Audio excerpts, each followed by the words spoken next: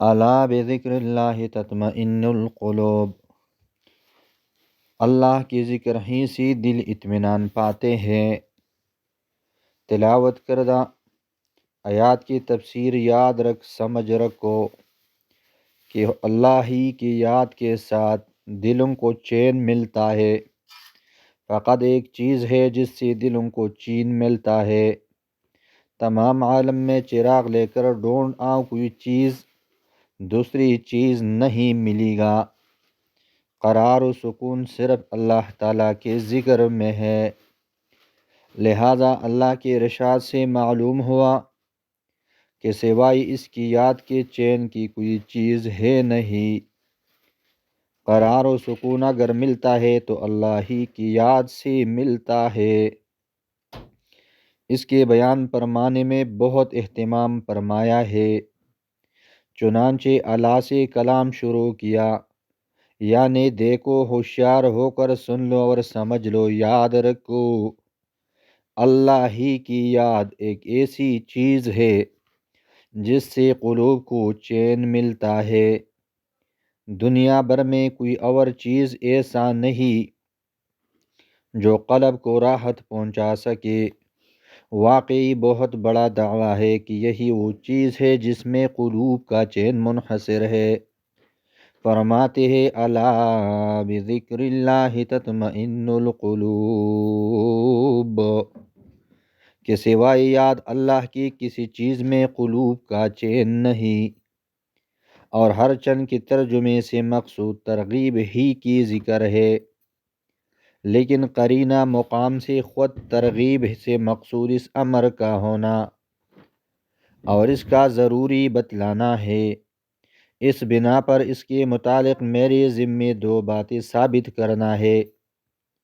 ایک تو یہ کہ ذکر اللہ ضروری چیز ہے، دوسری یہ کہ اس کے سوا اور کوئی چیز ایسی نہیں جس میں قلوب کو چین حاصل ہو سکے۔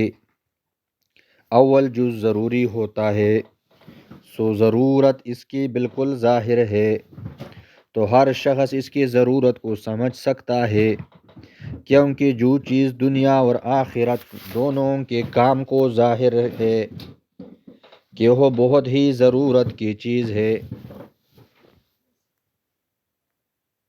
آخرت بھی رہنے دیجیے، دنیا ہی کے نفع کو دیکھیے، اس سے شاید آخرت کی رغبت ہو جائے۔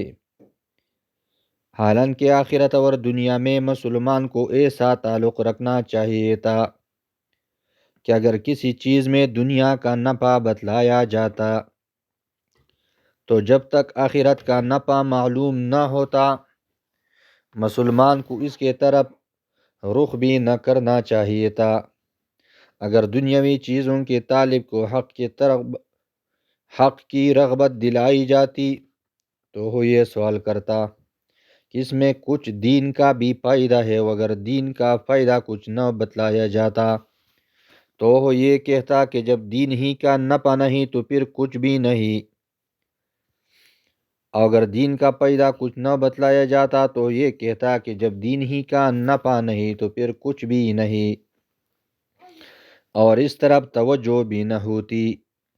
اسی طرح اگر کسی کام میں یہ کہا جاتا کہ اس میں دین کا فائدہ تو ہے لیکن دنیا کا نفع کچھ بھی نہیں، تو طالب حق کی یہ شان تھی کہ فوراً اس کی زبان سے نکلتا کہ خیر بھائی، دین کا فائدہ چاہیے، دنیا کا نفع نہیں ہے، تو نو صحیح اور بے تعمیل اس کام کو کر لیتا۔ اب معاملہ بالکل برعکس ہو رہا ہے۔ یہاں تک نوبت پہنچ گئی ہے کہ آج اگر ہم آخرت کی تعلیم کے لیے کھڑے ہوتے ہیں اور اعمال آخرت کی ترغیب دیتے ہیں تو ہم سے یہ سوال کیا جاتا ہے کہ کیوں صاحب کچھ دنیا کا بھی نفع ہوگا؟ اب اس کے جواب کی فکر ہوتی ہے، واللہ مجھے تو بہت ہی شرم آتی ہے کہ اعمال آخرت میں دنیاوی منافع بیان کرو، لیکن کیا کرو، مذاق ہی بگڑ گیا ہے۔ ہمارا اصلی گھر کون سا ہے؟ اب یہ دیکھنا چاہیے کہ ہمارا اصلی گھر کون سا ہے۔ ظاہر ہے کہ آخرت ہی ہماری اصلی گھر ہے۔